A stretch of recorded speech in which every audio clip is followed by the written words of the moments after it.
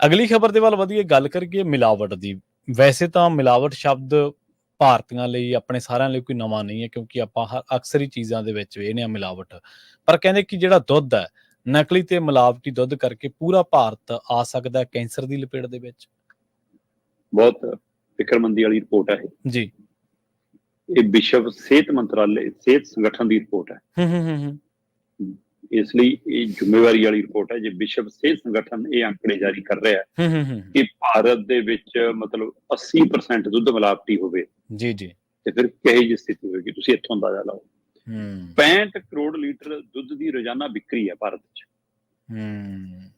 64 ਤੋਂ 65 ਕਰੋੜ ਲੀਟਰ ਭਾਰਤ ਦੇ ਵਿੱਚ ਰੋਜ਼ ਦੁੱਧ ਵਿਕਦਾ। ਠੀਕ ਹੈ ਜੀ। ਤੇ ਇਸ 64-65 ਕਰੋੜ ਲੀਟਰ ਦੇ ਵਿੱਚੋਂ 50 ਕਰੋੜ ਲੀਟਰ ਨਕਲੀ ਤੇ ਮਿਲਾਵਟੀ ਹੈ। ਬਚਿਆ ਕੀ? ਮਤਲਬ 64 ਕਰੋੜ ਦੇ ਹਿਸਾਬ ਨਾਲ ਜੇ ਦੇਖੀਏ ਤੇ 64 ਕਰੋੜ ਲੀਟਰ ਤੇ ਉਧਰ 50 ਕਰੋੜ ਲੀਟਰ, ਤਾਂ ਪਿੱਛੇ 14 ਕਰੋੜ ਲੀਟਰ ਬਚਿਆ। ਹੁਣ ਉਹ ਪਤਾ ਨਹੀਂ ਜੀ 14 ਕਰੋੜ ਲੀਟਰ ਵਾਲੇ ਚਾਹੁੰਦੇ ਹੋ ਕਿ 50 ਕਰੋੜ ਲੀਟਰ ਵਾਲੇ ਚਾਹੁੰਦੇ ਹੋ? ਹਾਂਜੀ ਹਾਂਜੀ, ਬਿਲਕੁਲ ਸਹੀ।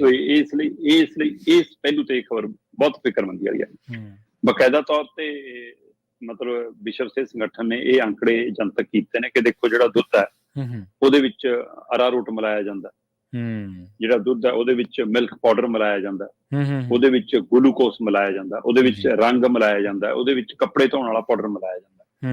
ਪੰਜਾਬ ਦੀਆਂ ਪਿੰਡਾਂ ਦੀਆਂ ਜਿਹੜੀਆਂ ਡੈਰੀਆਂ ਨੇ ਜੀ, ਉਹ ਕਹਿੰਦੇ ਦੁੱਧ ਚ ਪਾਣੀ ਮਿਲਾਉਂਦੇ ਨੇ, ਤੇ ਦੁੱਧ ਚ ਪਾਣੀ ਮਿਲਾਉਣ ਨਾਲ ਦੁੱਧ ਪਤਲਾ ਹੋ ਜਾਂਦਾ, ਫਿਰ ਉਹਨੂੰ ਗਾੜਾ ਕਰਨ ਲਈ ਉਹ ਚ ਅਰਾਰੋਟ ਮਿਲਾ ਦਿੰਦੇ ਨੇ। ਕੁਝ ਲੋਕ ਗਲੂਕੋਸ ਨਾਲ ਦੁੱਧ ਬਣਾ ਲੈਂਦੇ ਨੇ, ਕੁਝ ਲੋਕ ਸੁੱਕੇ ਮਿਲਕ ਪਾਊਡਰ ਨਾਲ ਦੁੱਧ ਬਣਾ ਲੈਂਦੇ ਨੇ। ਪਰ ਉਹ ਤੋਂ ਵੀ ਖਤਰਨਾਕ ਪਹਿਲੂ ਤਾਂ ਇਹ ਹੈ ਕਿ ਮਤਲਬ ਜਦੋਂ ਪੇਂਟ ਜਿਹੜਾ ਕੰਧਾਂ ਨੂੰ ਹੁੰਦਾ, ਦਰਵਾਜ਼ਿਆਂ ਨੂੰ ਹੁੰਦਾ, ਉਹ ਰੰਗ ਨਾਲ, ਮਤਲਬ ਇਹ ਸ਼ਹਿਰਾਂ ਦੇ ਵਿੱਚ, ਕਲੋਨੀਆਂ ਦੇ ਵਿੱਚ, ਲੁਕਵੇਂ ਫੈਕਟਰੀਆਂ ਦੀਆਂ ਥਾਵਾਂ ਤੇ, ਘਰਾਂ 'ਚ ਅੱਜ ਕੱਲ੍ਹ ਨਕਲੀ ਦੁੱਧ ਬਣਾ ਕੇ ਬਾਜ਼ਾਰ 'ਚ ਵੇਚਿਆ ਜਾ ਰਿਹਾ। ਹਾਂਜੀ ਹਾਂਜੀ ਹਾਂਜੀ, ਪੇਂਟ ਵਾਲਾ। ਫਿਰ ਕੱਪੜੇ ਧੋਣ ਵਾਲੇ ਵਾਸ਼ਿੰਗ ਪਾਊਡਰ ਨਾਲ ਨਕਲੀ ਦੁੱਧ ਬਣਾਇਆ ਜਾ ਰਿਹਾ। ਸੋ ਆਹ ਸਾਰੀ ਪ੍ਰਕਿਰਿਆ ਨੇ ਵਿਸ਼ਵ ਸਿਹਤ ਸੰਗਠਨ ਨੇ ਕਿਹਾ ਕਿ ਜੇਕਰ ਇਸੇ ਤਰ੍ਹਾਂ ਭਾਰਤ 'ਚ ਨਕਲੀ ਦੁੱਧ ਦੀ ਆਮਦ ਵੱਧਦੀ ਰਹੀ ਤਾਂ ਪੂਰਾ ਭਾਰਤ ਕੈਂਸਰ ਦੀ ਚਪੇਟ 'ਚ ਆ ਸਕਦਾ, ਕਿਉਂਕਿ ਕੈਂਸਰ ਹੋਣ ਦਾ ਇੱਕ ਮੁੱਖ ਕਾਰਨ ਨਕਲੀ ਤੇ ਮਿਲਾਵਟੀ ਦੁੱਧ ਵੀ ਹੈ। ਅੱਛਾ। ਹੁਣ ਮੈਂ ਜਦੋਂ ਇਸ ਹਵਾਲੇ ਨਾਲ ਦੇਖਦਾ ਤਾਂ ਮੈਂ ਦੇਖ ਰਿਹਾ ਸੀਗਾ ਕਿ ਪੰਜਾਬ ਦੇ ਵਿੱਚ 40 ਲੱਖ ਮੈਸਾਂ ਨੇ ਇਸ ਸਮੇਂ। ਠੀਕ ਹੈ ਜੀ।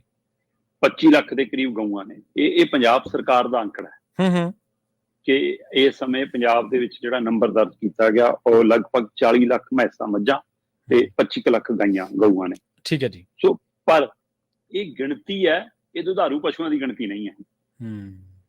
ਇਹਨਾਂ ਚੋਂ ਜ਼ਿਆਦਾਤਰ ਦੁਧਾਰੂ ਨਹੀਂ ਹੈਗੇ। ਸੋ ਇਸ ਲਈ ਜਦੋਂ ਮੈਂ ਪੰਜਾਬ ਦੇ ਵੱਲ ਦੇਖਦਾ ਤਾਂ ਪੰਜਾਬ ਦੇ ਵਿੱਚ ਰੋਜ਼ਾਨਾ 16 ਲੱਖ ਲੀਟਰ ਦੁੱਧ ਦੀ ਪੈਦਾਵਾਰ ਹੈ। ਕਹਿੰਦੇ ਠੀਕ ਹੈ ਜੀ।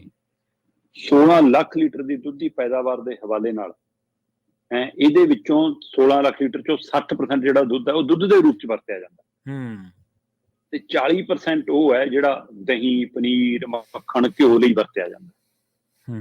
ਪਰ ਜਿਹੜਾ ਜਾਂਚ ਰਿਪੋਰਟ ਕਹਿੰਦੀ ਹੈ ਪਿਛਲੇ 5 ਸਾਲ ਦੀ ਔਸਤ ਹੈ ਕਿ ਪੰਜਾਬ ਦੇ ਕੁੱਲ ਪੈਦਾਵਾਰ ਦੇ ਵਿੱਚੋਂ 37% ਮਿਲਾਵਟ ਹੈ। ਠੀਕ ਹੈ ਜੀ। 37% ਸੈਂਪਲ ਸਾਡੇ ਦੁੱਧ ਦੇ ਫੇਲ ਹੁੰਦੇ ਨੇ, ਜਦੋਂ ਕਿ ਇਸੇ 16 ਲੱਖ ਲੀਟਰ ਦੇ ਵਿੱਚੋਂ 60% ਸਾਡੇ ਦੁੱਧ 'ਚ ਪਾਣੀ ਪਾਇਆ ਜਾਂਦਾ। ਮਤਲਬ ਪਾਣੀ ਵਾਲਾ ਇੱਕ ਵੱਖਰਾ, ਉਹ ਤੋਂ ਬਿਨਾਂ ਮਤਲਬ ਜੇਕਰ ਆਪਾਂ ਕੁੱਲ ਪਾਣੀ ਵਾਲਾ ਵੀ ਵਿੱਚ ਮਿਲਾ ਕੇ ਸਾਰਾ ਕਰਦੇ ਹਾਂ ਤਾਂ 37% ਉਹ ਔਸਤ ਹੈ ਜਿਹੜਾ ਨਕਲੀ ਤੇ ਮਿਲਾਵਟੀ ਹੈ, ਜਿਹੜਾ ਹੁਣ ਪਤਾ ਨਹੀਂ ਪੇਂਟ ਵਾਲਾ, ਪਤਾ ਨਹੀਂ ਅਰਾਰੋਟ ਵਾਲਾ, ਪਤਾ ਨਹੀਂ ਰੰਗ ਵਾਲਾ, ਪਤਾ ਨਹੀਂ ਗਲੂਕੋਸ ਵਾਲਾ, ਹੈ ਨਾ, ਉਹ ਸਾਰਾ।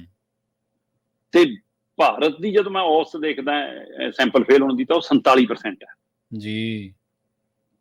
ਇਹ ਮਤਲਬ ਦੁੱਧ ਉਹ ਚੀਜ਼ ਹੈ ਕਿ ਜਿਹੜਾ ਨਕਲੀ ਬਣਾ ਰਿਹਾ ਨਾ, ਜਿਹੜਾ ਪੇਂਟ ਨਾਲ, ਪਾਊਡਰ ਨਾਲ, ਕੱਪੜੇ ਧੋਣ ਵਾਲੇ ਨਾਲ ਜ਼ਹਿਰੀ ਬਣਾ ਕੇ ਵੇਚ ਰਿਹਾ, ਉਹਦੇ ਘਰੇ ਵੀ ਕਿਤੇ ਨਾ ਕਿਤੇ ਦੁੱਧ ਆਉਂਦਾ ਹੈ।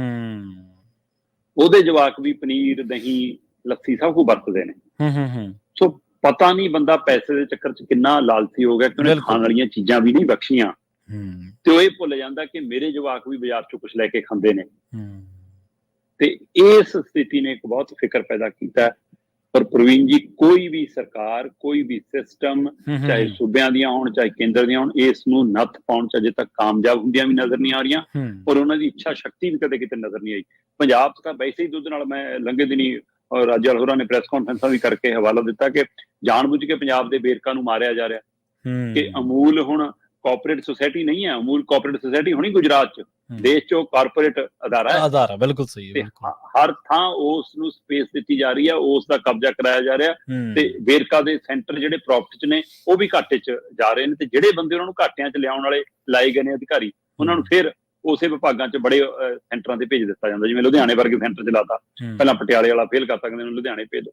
ਸੋ ਵੇਰਕਾ ਵਰਗੇ ਆਪਣੇ ਅਦਾਰੇ ਨੂੰ ਸੰਭਾਲਣ 'ਚ ਵੀ ਪੰਜਾਬ ਸਰਕਾਰ ਕਾਮਯਾਬ ਨਹੀਂ ਹੋ ਪਾ ਰਹੀ, ਹੈ ਨਾ। ਤੇ ਦੂਸਰੇ ਪਾਸੇ ਪੂਰੇ ਦੇਸ਼ ਪੱਧਰ ਤੇ ਜੇਕਰ ਦੇਖੀਏ ਤਾਂ ਨਕਲੀ ਦੁੱਧ ਦੇ ਉਤਪਾਦਨ ਨੇ 50 ਕਰੋੜ ਲੀਟਰ ਮਿਲਾਵਟੀ ਦੁੱਧ ਜੇ ਰੋਜ਼ ਬਾਜ਼ਾਰ 'ਚ ਆ ਰਿਹਾ ਤਾਂ ਤੁਸੀਂ ਅੰਦਾਜ਼ਾ ਲਾ ਲਓ ਕਿ ਸਥਿਤੀ ਕੀ ਹੈ ਦੇਸ਼ ਦੀ। ਸਾਡੇ ਜਿਹੜੇ ਨੀਤੀ ਘਾੜੇ ਨੇ ਨਾ, ਜੇਕਰ ਉਹਨਾਂ ਦੀ ਨੀਅਤ ਸਹੀ ਹੁੰਦੀ ਤਾਂ ਕਿਸਾਨੀ ਦਾ, ਪੰਜਾਬ ਦੀ ਕਿਸਾਨੀ ਦਾ ਬਹੁਤ ਵੱਡਾ ਹਿੱਸਾ ਖੁਦਕੁਸ਼ੀਆਂ ਤੇ ਆਰਥਿਕ ਤੰਗੀ ਤੋਂ ਬਚਾਇਆ ਜਾ ਸਕਦਾ ਸੀ, ਕਿਉਂਕਿ ਦੁੱਧ ਇੱਕ ਬਹੁਤ ਵੱਡਾ ਕਿਸਾਨੀ ਦਾ ਸਹਾਇਕ ਧੰਦਾ ਹੈ।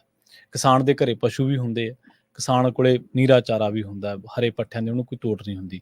ਜੇਕਰ ਸਰਕਾਰਾਂ ਦੀਆਂ ਨੀਤੀਆਂ ਹੁੰਦੀਆਂ ਨਕਲੀ ਦੁੱਧ ਤੇ ਕੰਟਰੋਲ ਕੀਤਾ ਹੁੰਦਾ, ਅਸਲੀ ਦੁੱਧ ਦੀ ਆਪੇ ਡਿਮਾਂਡ ਵੱਧ ਜਾਣੀ ਸੀ। ਪ੍ਰਵੀਨ ਜੀ ਜਦੋਂ ਨਾ ਆ ਇੱਕ ਦੌਰ ਚੱਲਿਆ, ਮਤਲਬ ਜਾਤ ਧਰਮ ਤੇ ਹਮਲੇ ਵਾਲਾ, ਹਾਂਜੀ, ਉਸ ਧਰਮ ਦੇ ਵਿੱਚ ਛੋਟੀਆਂ ਮੀਟ ਦੀਆਂ ਦੁਕਾਨਾਂ ਵਾਲੇ ਤੇ ਵੀ ਹਮਲੇ ਹੋਏ। ਛੋਟੀਆਂ ਮੀਟ ਦੀਆਂ ਦੁਕਾਨਾਂ, ਚਲੋ ਇੱਕ ਮੁਸਲਮਾਨ ਭਾਈਚਾਰਾ ਕਾਫੀ ਉਸ ਕੰਮ ਕਰਦਾ, ਉਹ ਦੁਕਾਨਾਂ ਦੇਸ਼ ਚੋਂ ਲਗਭਗ ਗਾਇਬ ਹੋਈਆਂ। ਪਰ ਮੀਟ ਦੀ ਆਮਦ ਨਹੀਂ ਘਟੀ, ਉਲਟਾ ਕਈ ਗੁਣਾ ਖਪਤ ਵੀ ਵੱਧ ਗਈ ਤੇ ਉਲਟਾ ਵਿਦੇਸ਼ਾਂ ਤੱਕ ਕਾਰੋਬਾਰ, ਤੇ ਉਹ ਹੁਣ ਇੰਡਸਟਰੀ ਕੋਲ ਚਲਾ ਗਿਆ। ਹਾਂਜੀ, ਉਹ ਕਿਹਦੇ ਕੋਲੇ ਹੁਣ ਕਾਰੋਬਾਰੀਆਂ ਕੋਲ ਚਲਾ ਗਿਆ। ਉਸੇ ਤਰ੍ਹਾਂ ਪੰਜਾਬ ਦੇ ਹਰ ਪਿੰਡ 'ਚ, ਚਾਹੇ ਉਹ ਕਿਸੇ ਭਾਈਚਾਰੇ ਨਾਲ ਸੰਬੰਧਿਤ ਹੋਵੇ, ਇੱਕ ਅੱਧਾ ਪਸ਼ੂ ਵੱਜਿਆ ਹੁੰਦਾ ਸੀ ਆਪਣੀ ਲੋਹੜੀ 'ਚ, ਹੈ ਨਾ। ਹੌਲੀ ਹੌਲੀ 1-2 ਪਸ਼ੂ ਰੱਖਣਾ ਮਹਿੰਗਾ ਹੋ ਗਿਆ। ਹਾਂਜੀ, ਬਿਲਕੁਲ। ਮਤਲਬ ਕਿਸਾਨੀ ਪਰਿਵਾਰ ਵਾਲੇ ਵੀ ਹੁਣ ਪਸ਼ੂ ਨਹੀਂ ਰੱਖ ਰਹੇ, ਉਹ ਵੀ ਦੁੱਧ ਮੁੱਲ ਲੈ ਰਹੇ ਨੇ। ਤੇ ਇਹ ਉਸੇ ਤਰ੍ਹਾਂ ਆਮ ਘਰਾਂ ਚੋਂ ਨਿਕਲ ਕੇ ਕਾਰੋਬਾਰੀਆਂ ਕੋਲ ਚਲਾ ਗਿਆ। ਮਤਲਬ ਹੁਣ ਇਹ ਬੜੇ ਅਦਾਰੇ ਚਲਾਉਂਦੇ ਨੇ, ਚਾਹੇ ਉਹ ਹੁਣ ਅਮੂਲ ਹੋਵੇ, ਚਾਹੇ ਵੇਰਕਾ ਹੋਵੇ, ਚਾਹੇ ਨਾ ਦਿੱਲੀ ਵਾਲੀ ਮਦਰ ਡੈਰੀ ਹੋਵੇ, ਉਹ ਤੋਂ ਬਿਨਾਂ ਜਾਂ ਫਿਰ ਜਿਹੜੇ ਬੜੇ ਧਨਾੜ ਮਤਲਬ ਡੈਰੀ ਫਾਰਮ ਨੇ ਬੜੇ, ਉਹ ਵੀ ਚੱਲ ਰਹੇ। ਹਾਂਜੀ, ਉਹ ਪਿੰਡਾਂ ਬੰਦੇ ਦੇ ਹੱਥੋਂ ਇਹ ਵੀ ਨਿਕਲ ਗਿਆ। ਉਹ ਡੈਰੀਆਂ ਉਹਨਾਂ ਨੇ ਖੋਲੀਆਂ ਨੇ ਪਿੰਡਾਂ 'ਚ, ਉੱਥੇ ਕਹਿੰਦੇ ਨੇ ਲੋਕਾਂ ਨੂੰ ਇਸ ਰੇਟ ਤੇ ਪਾ ਦਿਓ, ਤੁਸੀਂ ਇਸ ਰੇਟ ਤੇ ਪਾ ਦਿਓ। ਔਰ ਜੇਕਰ ਉਹ ਪਿਛਲਾ ਕੰਮ ਚੱਲਦਾ ਰਹਿੰਦਾ ਨਾ, ਉਹਦੇ ਨਾਲ ਬਹੁਤ ਵੱਡੀ ਪੱਧਰ ਤੇ ਇੱਕ ਤਾਂ ਦਿਖਦਾ ਰੁਜ਼ਗਾਰ ਆਪਾਂ ਨੂੰ ਹੈ, ਇੱਕ ਲੁਕਵਾਂ ਰੁਜ਼ਗਾਰ ਮਿਲਿਆ ਹੋਇਆ ਸੀਗਾ ਲੋਕਾਂ ਨੂੰ, ਲੋਕ ਉਹਦੇ ਨਾਲ ਜੁੜੇ ਸੀ, ਉਹਦੇ ਚੋਂ ਪ੍ਰੋਫਿਟ ਕਮਾ ਰਹੇ ਸੀ। ਚੁੱਲ੍ਹਾ ਚੌਂਕਾ ਚੱਲੀ ਜਾਂਦਾ। ਹਾਂਜੀ, ਬਿਲਕੁਲ। ਨਾਲੇ ਜਵਾਕ ਦੱਬ ਕੇ ਖੁੱਲਾ ਦੁੱਧ ਘਿਓ ਖਾਂਦੇ ਨੇ, ਤੇ ਨਾਲੇ 2 ਘਰਾਂ ਨੂੰ ਦੇ ਕੇ ਅਗਲਾ ਆਪਣਾ ਘਰ ਦਾ ਰਾਸ਼ਨ ਪੱਤਾ ਚਲਾ ਲੈਂਦਾ। ਹਾਂਜੀ, ਬਿਲਕੁਲ। ਪਰ ਰੌਲਾ ਤੇ ਇਹ ਨਾ, ਜੇ